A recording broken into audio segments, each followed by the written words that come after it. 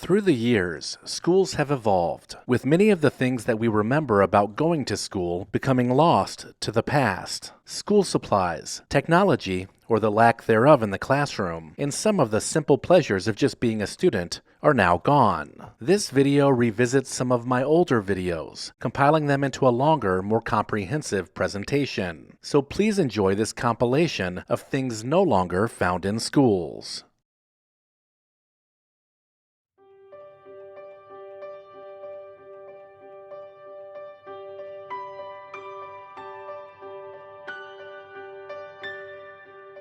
Remember the joy you had when you saw a substitute teacher roll in an AV cart with a television strapped to the top and a VCR underneath?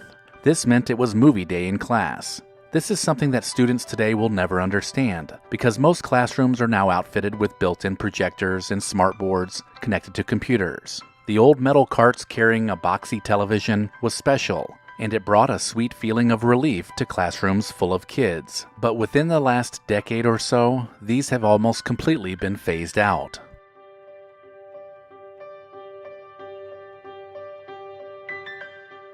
While you were at the library, you used to have to look up where to find a book, and this was done at the card catalog. The Dewey Decimal System kept everything nice and organized, and it allowed you to find things relatively quickly if you knew how to use it. I don't think kids today have even heard of the Dewey Decimal System, because students no longer have to sift through tiny drawers to find a particular book. Computers have replaced the card catalog altogether, and everything is available with just a few clicks on a keyboard. Speaking of the school library, do you remember the checkout cards that were attached to the back cover of every library book? The card listed all the people who had checked it out before you, and it was fun to see if you recognized any names. School libraries are generally called media centers now, and they have far fewer books in them. The checkout card in the back of books has disappeared, replaced with a barcode that allows librarians to scan the book, which is tracked through a computer program. The experience of checking out books at the library has changed drastically, and many of the details that made it special have disappeared. Honor your past by securing your future. Recollection Road believes it's important to invest in gold and silver, especially now. Visit rrforgold.com to find out why Goldco is a top-rated precious metals company that offers a free wealth protection kit explaining how you can safeguard your savings and protect your retirement. Visit rrforgold.com to learn more about the benefits of including gold in your investment portfolio. Chalkboards too have been replaced. Now dry erase whiteboards and interactive smartboards are used in place of the iconic chalkboard. How many of you remember being called up to write on the chalkboard? Or maybe you were one of the kids chosen to clean out the erasers by clapping them together. Chalkboards have still endured as symbols of learning long after they disappeared from schools, and many of us will never forget learning how to write in cursive while standing at the chalkboard. Today, you probably won't see students' names drawn out in cursive on the cover of their notebooks or at the top of a worksheet. Cursive has become an outdated skill that is rarely taught today. With the exception of the legally binding signature, few students are taught the proper way to gracefully connect their letters together in 3rd grade, like we were taught back in the day.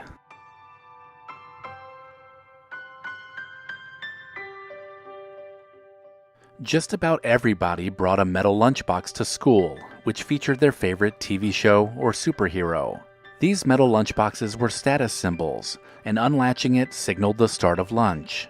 They were so popular, over 1 million lunchboxes were sold between 1950 and 1970, with kids begging their parents for a new one each year. Inside the lunchbox, you might have found a matching thermos, too.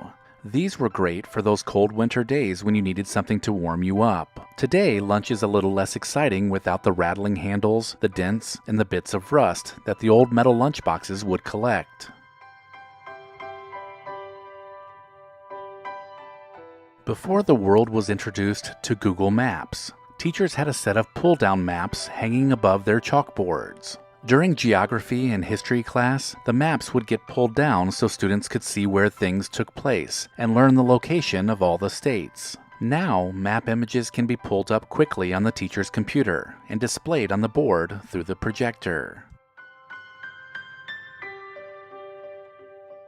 Wall-mounted pencil sharpeners seem to always tear your pencil to shreds, but nonetheless, these devices were in just about every classroom you attended. You either sharpened your pencil unevenly, or the metal casing would detach and all the pencil shavings would spill on the floor. Since then, and maybe for the better, these manual pencil sharpeners have been replaced by electric sharpeners that do a better job.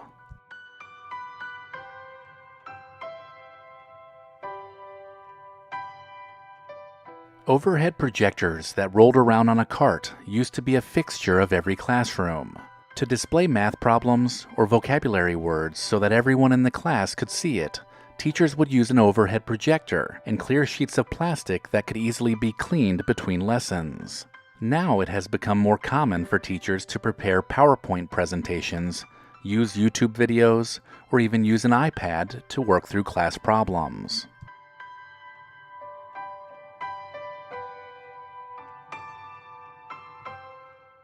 The smell of Noto Machine copies was a highlight for many students.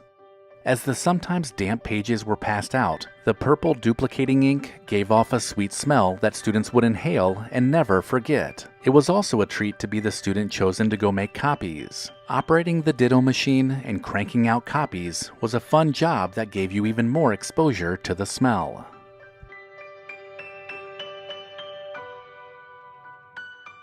In the not-so-distant past, most students sat in identical desks, with a wooden top and a ridge that held their pencil. The desk portion was attached to the chair, and there was usually a spot underneath to keep your books. All of the desks in the room were arranged in rows that faced to the front of the classroom, making everything look very uniform. Now, more and more schools incorporate different types of seating arrangements, with tables and chairs having replaced the individual desk.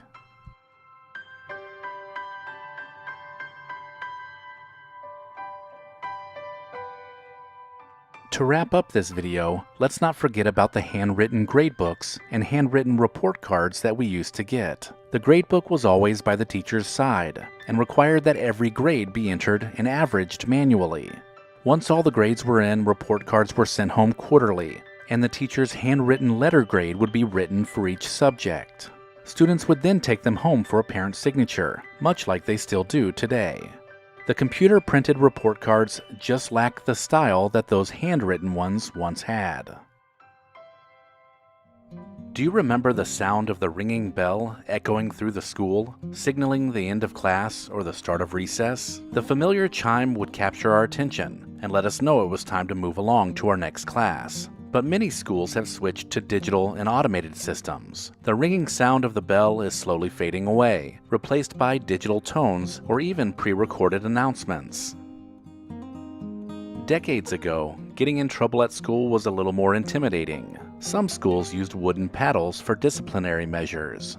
The mere sight of those paddles, with their precisely drilled holes, served as a stern warning and a reminder to always follow the rules. Progressive ideas on new discipline methods have now become the new norm, with schools focusing more on positive reinforcement and less on painful consequences.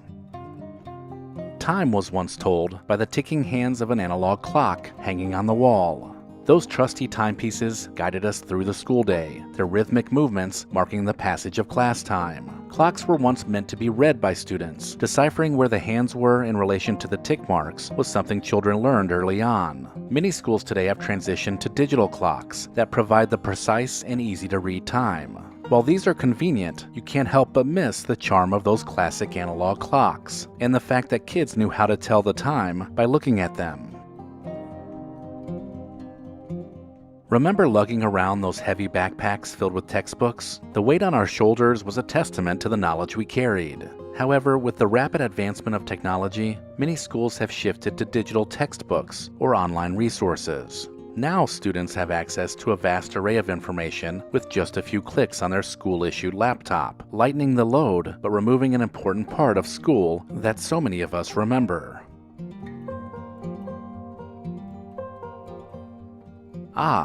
The annual ritual of wrapping textbooks in covers to protect them from the wear and tear of the year. Some schools handed out pre-printed covers, while others allowed students to wrap them in brown paper bags. Either way, carefully securing the covers around the books was both practical and added a personal touch. The paper was a canvas for doodles, notes, and memories that were collected over the school year. But because of physical textbooks disappearing, the need for book covers has also become a thing of the past. While it's undoubtedly more convenient, there's something unforgettable about the experience of wrapping our textbooks at the beginning of each and every school year. The library, a quiet haven for book lovers, was once a sanctuary of knowledge. Rows upon rows of books, each holding their own checkout card, could be found within every school across the country. While school libraries still exist in different ways, many have been reduced to shells of their former self. The books have been slowly whittled away, while computers have been added in their place, and some libraries have even been renamed to media centers to address this change. But let's not forget the charm of meeting friends in the school library and flipping through the pages of a real book while breathing in the scent of those well-worn pages. Do you remember the friendly lunch ladies who served up the questionable meals in the cafeteria? At one point, the lunch ladies actually cooked the food to serve to the entire school. Each week, the menu would be released, and kids would check to see what day was Square Pizza Day. This made lunchtime a cherished part of the school day. Today, lunch ladies just heat up pre-made food, which is less than desirable. Students may even use a self-service kiosk or vending machine instead of pulling out their lunch card and picking up a tray as they wait in the lunch line to pick up their food for the day. Raise your hand if you used to carry a trapper keeper from class to class. These Velcroed binders were all the rage in the 1980s, allowing many of us to stay organized, but cool at the same time. The vibrant designs and clever compartments were a must-have for any middle schooler. The designs showcased brightly colored art, cute pets, fast cars, and much more, and allowed you to pick your favorite for the school year. There was simply no better way to organize your notes and assignments than by using the colorful folders of a trapper keeper.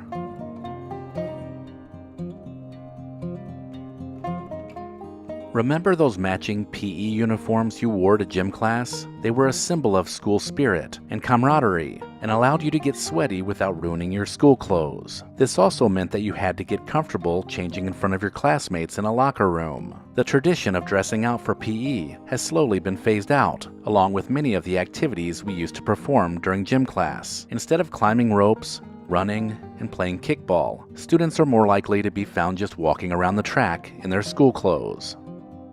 Dodgeball was one of those quintessential PE games that incorporated speed, strategy, and sometimes a little friendly competition. But with concerns about inclusivity and safety, the game has been banned from many schools.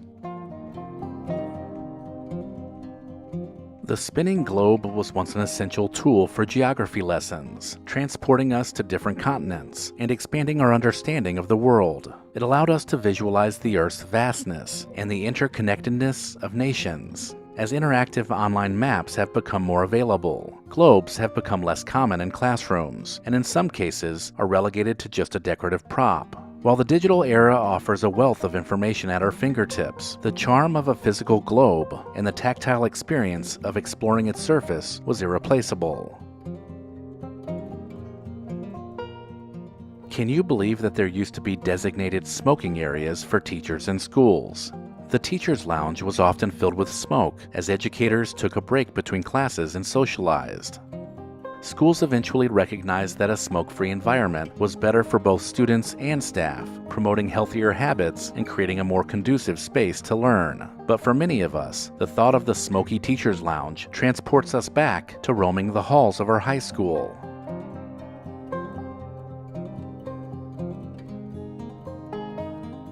Lastly, let's remember the days when teachers used chalk, and more specifically chalk holders, to write on the blackboard. These devices allowed teachers to efficiently draw straight lines across the board in a uniform manner. These lines could be used for practicing handwriting, or in many music classes, they were used for musical notes. There's no doubt that the sound of chalk against the board, or the cloud of dust that came from smacking the erasers together, are two things that take you back to your school days, because those things that we remember most are all but disappearing as the times change.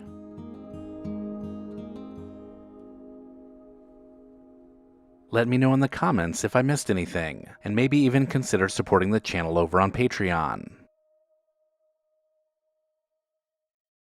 If you enjoyed this video, consider watching the other videos in this series. While you're at it, hit subscribe and share Recollection Road with someone you know. As always, thank you so much for watching.